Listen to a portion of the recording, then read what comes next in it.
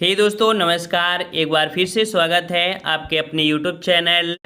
दोस्तों हम लोग यहाँ पर यूपी जीके का टेस्ट लगाएंगे और डेली टेस्ट आपका यूपी जीके का भी होता है, साथ में करंट अफेयर का होता है।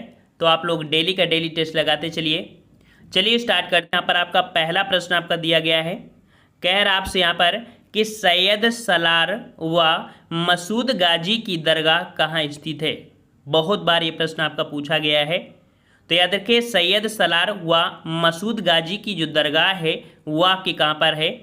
तो जवाब यहाँ पर आपका हो जाएगा कौन सा, ऑप्शन आपका यहाँ पर हो जाएगा यहाँ पर बी अर्थात बहराइच। ठीक है, कौन सी, बहराइच है। ये पॉइंट आपका याद रखिएगा। ये जो आपके संत थे ना, ये आपके महमूद गजनवी के साथ आपके भारत में आए थे। ठीक है, चलिए अगले प्रश्न को और बढ़ते हैं। प्रश्न आपसे अगला पूछा है कि सैयद सलार मेला आयोजित होता है। सैयद सलार मेला जो आपका आयोजित होता है वो आपके कहाँ पर, तो अभी आपने पढ़ा तो वही आपका जवाब भी हो जाएगा कि आपके बहराइच में होता है। ठीक है, बहराइच में। ठीक है, अगले प्रश्न को आते हैं। प्रश्न आपसे अगला पूछा गया है कि सैनिक का प्रकाशन कहाँ से होता है। सैनिक का प्रकाशन कहाँ से होता है, तो याद रखिए सैनिक एक पत्र है, इसका प्रकाशन आपके आगरा से होता है। ठीक है, आगरा से होता है और आगरा से श्री कृष्ण दत्त पालीवाल ने कह सकते हैं जून 1925 को यह प्रारंभ किया था। अगले प्रश्न को बढ़ते हैं। प्रश्न आपसे अगला पूछा है कि सेंट्रल हिंदू स्कूल की स्थापना कब हुई। सेंट्रल हिंदू स्कूल की स्थापना कब हुई थी। आपका सही जवाब होना चाहिए ऑप्शन राइट, यहाँ पर आपका 1898। ठीक है, डे नंबर 1898 ईस्वी में इसकी स्थापना आपकी की गई थी श्रीमती एनी बेसेंट के द्वारा। किसके द्वारा, श्रीमती एनी बेसेंट के द्वारा। नेक्स्ट प्रश्न आपका पूछा गया है कि सेंट्रल हिंदू कॉलेज की स्थापना किसने की। तो जो अभी हमने बताया कि किसने किया था, तो श्रीमती एनी बेसेंट ने। ठीक है, प्रश्न आपका रट गया। चलिए अगला प्रश्न दिया गया है कि सेंट्रल ग्रासलैंड एवं फोडर रिसर्च इंस्टीट्यूट कहाँ पर है।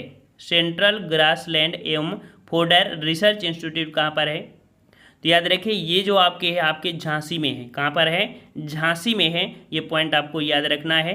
और ये संस्था जो है इस क्षेत्र में गर्मियों में होने वाले जो चारा है ना, तो चारा संकट से निजात दिलाने के लिए ये आपकी काम करती है। अगला प्रश्न आपसे पूछा गया है कि centre of excellence in material science कहाँ स्थापित किया गया है। Central of excellence in material science कहाँ स्थापित किया गया है। आपका सही ऑप्शन हो जाएगा यहाँ पर सी नंबर, आपके अलीगढ़ में किया गया है। ठीक है, कहाँ पर, अलीगढ़ में किया गया है। ये पॉइंट आपको याद रखना है, जो आपका अलीगढ़ मुस्लिम विश्वविद्यालय है उसी में की गई है। ठीक है, नेक्स्ट प्रश्न आपसे अगला पूछा है कि सूरदास का जन्म किस जनपद में हुआ था। सूरदास का जन्म कहाँ हुआ था, तो आपने पढ़ा था हाई स्कूल में भी कि मथुरा जाने वाली रास्ता में रुनकदा गांव में पढ़ा था ना। तो ऑप्शन आपका यहाँ पर हो जाएगा डी, मथुरा हो जाएगा। और इनका जो जन्म हुआ था वो आपका 1478 ईस्वी में हुआ था, ब्राह्मण कुल में हुआ था। ठीक है, और सीही नामक स्थान के पास इनका कह सकते हैं कि जन्म हुआ था। इनके गुरु का नाम पूछ लेता है, तो इनके गुरु का नाम क्या हो जाएगा, तो आपके बल्लभाचार्य। ठीक है, बल्लभाचार्य। और इनकी मृत्यु 1583 ईस्वी में कह सकते हैं कि इनकी मृत्यु हुई थी। ठीक है, और इनकी 3 प्रमुख रचनाएं हैं, सूरदास, सुरसारावली और साहित्य लहरी। ये मेन पॉइंट आपके इनके थे। अगला प्रश्न दिया गया है कि सूरजवंशी किस जनजाति की उपजाति है। सूरजवंशी और सूरजवाजी जो सूरजवंशी जो जनजाति है वो आपकी खरवार जनजाति है। ठीक है, खरवार जनजाति है, ये खरवार जनजाति की उपजाति है। और इसके अलावा देखा जाए तो आपकी ढेर सारी आपकी यहाँ पर उपजाति होती हैं, जैसे आपकी गोंजू, मगौती, राउत, ढेरों होती हैं। ठीक है, अगले प्रश्न को आते हैं। प्रश्न आपसे अगला पूछा है कि सूफीवाद पर आधारित अखबार तौहीद का प्रकाशन कहाँ से हुआ। ये देखो तौहीद, कौन सा अखबार है, तौहीद है। और ये जो आपका है वो सूफीवाद पर आधारित है।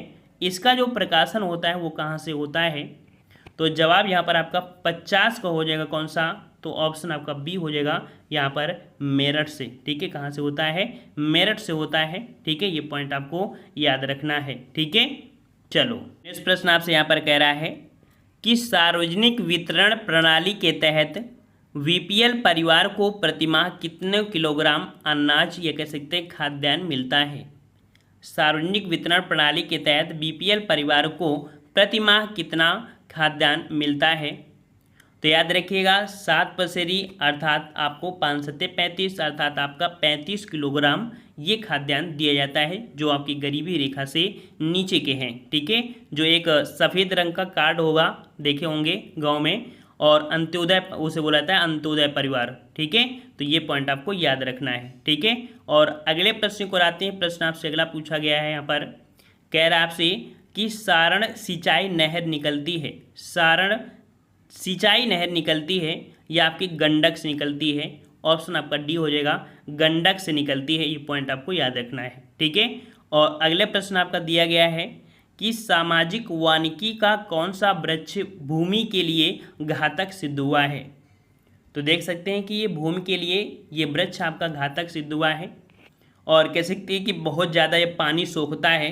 ये आपका है यूकेलिप्टिस। ठीक है, यूकेलिप्टिस है, और कह सकते हैं कि ये पर्यावरण का दुश्मन कहा जाता है। ठीक है, क्योंकि ये बहुत ज़्यादा ये पानी को सोख लेता है। ठीक है, इसे पारिस्थितिकी तंत्र का आतंकवादी, धरती का सूल, कई नामों से इसे जाना जाता है। अगला प्रश्न आपका दिया है कि सहारनपुर घराने के संस्थापक कौन थे। सहारनपुर घराने के संस्थापक कौन थे। आपका सही जवाब हो जाएगा ऑप्शन राइट आपका ए नंबर, मोहम्मद जमा। कौन थे आपके, तो सहारनपुर घराने के संस्थापक सूफी संत आपके खलीफा मोहम्मद जमा थे। ठीक है, और नेक्स्ट प्रश्न को आते हैं। प्रश्न आपसे अगला पूछा गया है कि सहयोगी कृषक योजना को पायलट प्रोजेक्ट के तौर पर राज्य के कितने जिलों में चलाया जा रहा है।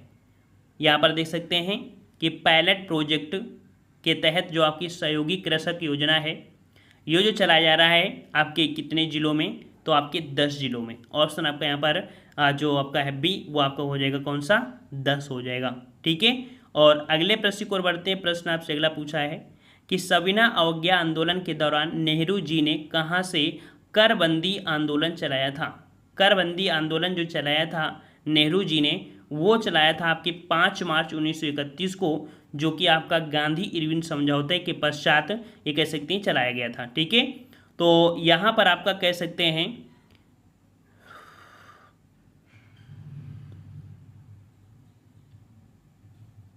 तो प्रश्न आपसे कह रहा है कि सविनय अवज्ञा आंदोलन के दौरान नेहरू जी ने कहाँ से करबंदी आंदोलन चलाया था।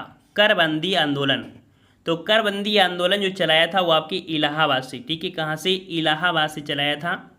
और कह सकते हैं कि सविनय अवज्ञा आंदोलन के दौरान जयप्रकाश नारायण और शास्त्री जी के सहयोग से नेहरू जी ने इलाहाबाद से करबंदी आंदोलन का सूत्रपात किया था। इसकी समाप्ति कब हुई थी, तो समाप्ति 5 मार्च 1931 को, जब गांधी जी और कह सकते हैं गांधी इरविन समझौता हुआ था, गांधी इरविन समझौता, उसी के साथ ये आंदोलन भी समाप्त हो गया था। ठीक है, अगला प्रश्न आपका दिया गया है कि सलोनी स्वास्थ्य योजना किस आयु वर्ग के लोगों के लिए है। सलोनी स्वास्थ्य योजना, तो सलोनी स्वास्थ्य योजना जो आपकी है वो आपके 18 से 19, ठीक है, 18 से 19 वर्ष की आयु के जो स्कूली छात्राओं के स्वास्थ्य परीक्षण से संबंधित है। 2008 में इसे संचालित किया गया था। नेक्स्ट प्रश्न आपसे अगला पूछा है कि सर्वाधिक ग्रामीण जनसंख्या वाला जिला, सर्वाधिक ग्रामीण जनसंख्या वाला जिला कौन सा है। तो आपका जहाँ पर ज़्यादा से ज़्यादा आपके कह सकते हैं व्यक्ति कहाँ पर, आपके इलाहाबाद, ये कह सकते हैं प्रयागराज। देखा जाए तो सबसे पहले आपके इलाहाबाद, फिर आजमगढ़, जौनपुर, सीतापुर, गोरखपुर, ये क्रम इनका रहता है। ठीक है, अगला प्रश्न है कि सर्वाधिक अनुसूचित जनजातियों के प्रतिशत वाला जिला, सर्वाधिक अनुसूचित जनजाति अर्थात जो एसटी वाले हैं वो आपकी कहाँ पर रहते हैं। तो आपको कभी भी एग्जाम में ऐसा प्रश्न आ जाए और यूपी में है तो आपकी यूपी में सोनभद्र। ठीक है, यूपी में सोनभद्र 2011 की जनगणना के अनुसार आपकी कह सकते हैं आपके सोनभद्र जिले में आपकी सर्वाधिक आपकी पाई जाती है। उसके बाद बलिया में, फिर उसके बाद आपके बागपत में। ठीक है, अगला प्रश्न आपका दिया गया है कि सर्वाधिक अनुसूचित जनजाति वाला जिला कौन सा है। तो देखो वही प्रश्न आपका फिर से रिपीट हुआ है और इस बार को गलती मत करिए। तो जवाब यहाँ पर आपका कौन सा हो जाएगा, यहाँ पर आपका जो ए नंबर आपका है सोनभद्र। ठीक है, सोनभद्र आपका यहाँ पर सही हो जाएगा। ठीक है, अगला प्रश्न आपसे यहाँ पर कह रहा है कि सर्वहित कारक नामक साप्ताहिक का प्रकाशन कहाँ से किया गया। ये आपकी देख सकते हैं जो आपका कौन सा है, सर्वहितकारक नामक एक साप्ताहिक पत्रिका है, इसका प्रकाशन कहाँ से किया गया है? तो यह किया गया, तो ये आपके 1855 में, कब? 1855 में आगरा से किया गया था। ऑप्शन आपका डी हो जाएगा, आगरा से। इसके यहाँ पर कह सकते हैं कि जो आपके शिव नारायण संपादक में सर्वाधिक कारक कह सकते हैं इसका प्रकाशन हुआ था, किसके? शिव नारायण के संपादक में, ठीक है, शिव नारायण। अगला प्रश्न है कि सर्व शिक्षा का व्यय केंद्र व राज्य का किस अनुपात में वहन करता? जो सर्व शिक्षा अभियान है ना, उसके अंतर्गत देखा जाए तो उसमें केंद्र का कितना परसेंट है और राज्य का कितना परसेंट होता है? तो केंद्र का है आपका कितना? 65, और राज्य का है कितना? तो आपका 35% यहाँ पर कह सकते हैं कि खर्चा वहन करती है, ठीक है। अगला दिया गया है कि सरस्वती नामक पत्रिका का प्रकाशन किसने किया? सरस्वती पत्रिका का प्रकाशन किसने किया? तो जवाब यहाँ पर आपका याद हो जाएगा, ऑप्शन आपका यहाँ पर बी हो जाएगा कि सन 1900 ईस्वी में सरस्वती पत्रिका का प्रकाशन काशी से हुआ था, ठीक है, काशी से हुआ था। और यहाँ पर कह सकते हैं 1903 ईस्वी में जो आपके पंडित महावीर प्रसाद द्विवेदी जी थे, तो सरस्वती का संपादक बनाया गया था, ठीक है। और अगले प्रश्न की ओर बढ़ते हैं। प्रश्न आपसे अगला पूछा है कि सरसों का सर्वाधिक उत्पादन वाला जिला, सरसों का सर्वाधिक उत्पादन जिला जो आपका हो जाएगा कौन सा? यहाँ पर आपका जवाब हो जाएगा आपका बी, आपका आगरा, ठीक है, आगरा है। और यहाँ पर कह सकते हैं कि प्रति हेक्टेयर देखा जाए तो आपका मथुरा होता है, लेकिन सर्वाधिक मात्रा में देखा जाए तो आपका आगरा है, ठीक है। अगला प्रश्न यहाँ पर दिया है कि सरवट नामक परगना आज किस जनपद के रूप में है? सरवट का नाम पहली बार सुने होंगे, तो याद रखिए सरवट जो कि आपके मुजफ्फरनगर, ऑप्शन आपका यहाँ पर कौन फर्स्ट हो जाएगा? मुजफ्फरनगर, जो कि कह सकते हैं कि इतिहास और राजस्व प्रमाणों के अनुसार दिल्ली के जो बादशाह थे शाहजहां, तो शाहजहां ने सरवट नामक परगना को अपने एक सरदार सैयद मुजफ्फर खान को जागीर में दे दिया था, ठीक है।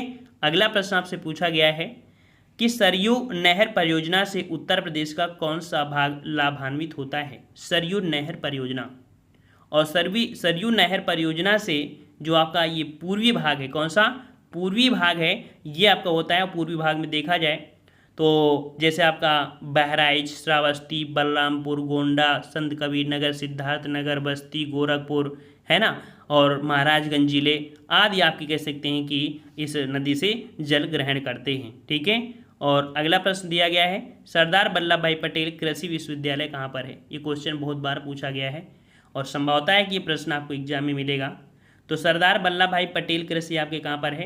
तो ये आपके है मेरठ में। कहाँ पर है आपके?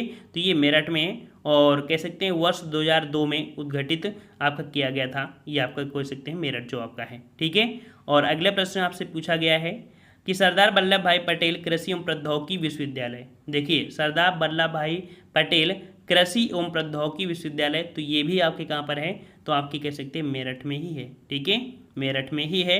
अगला प्रश्न आपका दिया गया है कि सरदार वल्लभ भाई पटेल कृषि एवं प्रौद्योगिकी विश्वविद्यालय कहाँ पर है? तो क्वेश्चन आपका यहाँ पर देख लीजिए, दोनों में थोड़ा सा अंतर आपका है। सरदार वल्लभ भाई पटेल एवं कृषि एवं प्रौद्योगिकी आपसे पूछा है, और कृषि एवं प्रौद्योगिकी जो आपका हो जाएगा कहाँ पर? तो ये आपके है मोदीपुर, ठीक है, कहाँ पर? मोदीपुरम। ऑप्शन आपका यहाँ पर हो जाएगा फर्स्ट नंबर आपका हो जाएगा मोदीपुरम, ठीक है। और यहाँ पर जो मोदीपुरम है कहाँ पर? तो भैया वही क्वेश्चन हमने बताया घुमाया फिराया है, ये आपके मेरठ में ही है, ठीक है, मेरठ में ये घुमाया फिराया है, बस यहाँ पर आंसर आपको डायरेक्ट नहीं दिया है। अगला है सरकार द्वारा राज्य में पशुपालन विभाग की स्थापना कब की गई? सरकार द्वारा राज्य में पशुपालन विभाग की स्थापना कब की गई? तो यहाँ पर याद रखिएगा कि पशुपालन की जो स्थापना की गई थी वो आपकी 1944 में की गई थी, ठीक है, 1944 में की गई थी, ये पॉइंट आपको याद रखना है, ठीक है। हिसाब से कह रहा है कि संभल की जामा मस्जिद का निर्माण किसने करवाया था? संभल की जामा मस्जिद का निर्माण किसने करवाया था? ये पॉइंट आपको याद रखना है। इस मस्जिद का निर्माण आपके बाबर ने करवाया था। किसने करवाया था? बाबर ने करवाया था। यहाँ पर कह सकते हैं कि बाबर की मृत्यु के बाद हुमायूं ने संभल का क्षेत्र अपने भाई अस्करी को प्रदान किया और बाबर ने यहाँ एक जामा मस्जिद का निर्माण कराया था, ठीक है। तो ऑप्शन राइट आपका यहाँ पर डी हो जाएगा। अगला प्रश्न है कि संभल उत्तर प्रदेश के किस जनपद में है। संभल उत्तर प्रदेश के किस जनपद में, तो आपके बरेली में पड़ता है। ठीक है, बरेली में पड़ता है, एक पॉइंट आपको याद रखना है। अगला प्रश्न आपका दिया है कि संपूर्ण साक्षरता अभियान में किस आयु वर्ग को शामिल किया गया है। संपूर्ण साक्षर और संपूर्ण साक्षर में जो आपके होते हैं वो आपके 15 से 35 वर्ष, ठीक है, 15 से 35 वर्ष की आयु के निरक्षरों के लिए आपके जिला साक्षरता समिति के माध्यम से सभी जनपदों में संचालित किया जा रहा है। जो आपको देखते हैं ना कि साक्षर अभियान में क्या कहते हैं, बूढ़े लोग पढ़ते हैं, वो आपके 15 से 35 वर्ष के जो उम्र के होते हैं वो लोग। ठीक है, अगला है संपूर्ण देश का कितना प्रतिशत चावल उत्तर प्रदेश में उत्पादित होता है। तो चावल उत्तर प्रदेश में जो उत्पादित होता है वो 13% आपके उत्तर प्रदेश में होता है। सिर्फ उत्तर प्रदेश में 13% आपका होता है, ये पॉइंट आपको याद रखना है। ठीक है, अगला प्रश्न आपसे पूछा है कि समेकित बाल विकास परियोजना का लाभ किस आयु वर्ग को नहीं है। समेकित बाल विकास परियोजना ये जो आपका है वो आपसे 6 से 11, ठीक है, 6 से 11 ये उम्र के कह सकते हैं जो बच्चे हैं उनके लिए आपका नहीं है। ये जो आपका है कह सकते हैं कि 6 माह से 6 वर्ष आयु तक के बच्चों को, ठीक है, और जो आपके 20 से 45 वर्ष की आयु की गर्भवती एवं धात्री महिलाओं को, और साथ में यहाँ पर 11 से 18 वर्ष की आयु की किशोरी बालिकाओं को ये कह सकते हैं कि इस परियोजना का लाभ मिलता है। ठीक है, तो इस प्रकार से वो तीनों पॉइंट सही हैं, लेकिन यहाँ पर जो आपका बी है वो आपका यहाँ पर गलत हो जाएगा। ठीक है, अगला प्रश्न आपसे दिया है कि समेकित बाल विकास परियोजना उत्तर प्रदेश में कब से प्रारंभ की गई, तो आपसे 1975 में प्रारंभ किया गया था। अगला प्रश्न आपसे पूछा गया है, कह रहा आपसे समुद्रगुप्त के सामरिक विजयों का वर्णन करने वाला प्रशस्ति काव्य कहाँ स्थित है। जो समुद्रगुप्त के कह सकते हैं कि विजयों का वर्णन करता है, तो वो जो कह सकते हैं स्तंभ है वो आपकी कहाँ पर, तो आपके प्रयाग में है। ठीक है, प्रयाग में है। और अगला प्रश्न आपसे पूछा गया है कि सबला योजना के तहत किस आयु वर्ग की बालिकाओं को शामिल किया गया है। सबला आयु की, तो अभी हमने बताया 11 से 18, ठीक है, 11 से 18 वर्ष की आयु की किशोरियों को इसमें से शामिल किया गया है। नेक्स्ट प्रश्न आपका है कि सन 2001 और 2011 की अवधि में उत्तर प्रदेश की 10 की जनसंख्या वृद्धि दर कितनी रही है। 10 की जनसंख्या वृद्धि दर कितनी रही है, तो याद रखिएगा ये आपकी रही है आपका ऑप्शन बी 20.09%। ठीक है, 20.09% ऑप्शन आपका यहाँ पर बी सही हो जाएगा। तो ये रहे आपके यूपी जीके के प्रश्न, काफ़ी अच्छे प्रश्न आपके हैं। ठीक है, और यहाँ पर देखो अब वो राष्ट्रीय पशु, राष्ट्रीय चिड़िया, राष्ट्रीय गीत ये तो पूछा नहीं जाता है, पूछा इसी प्रकार से अब जाता है जिस प्रकार से हमने यहाँ पर टेस्ट में आपको यहाँ पर प्रश्न आपने लगाया है। ठीक है, तो आज की वीडियो में इतना ही रखते हैं, मिलते हैं नए वीडियो में, तब तक के लिए धन्यवाद। जय हिंद, जय भारत।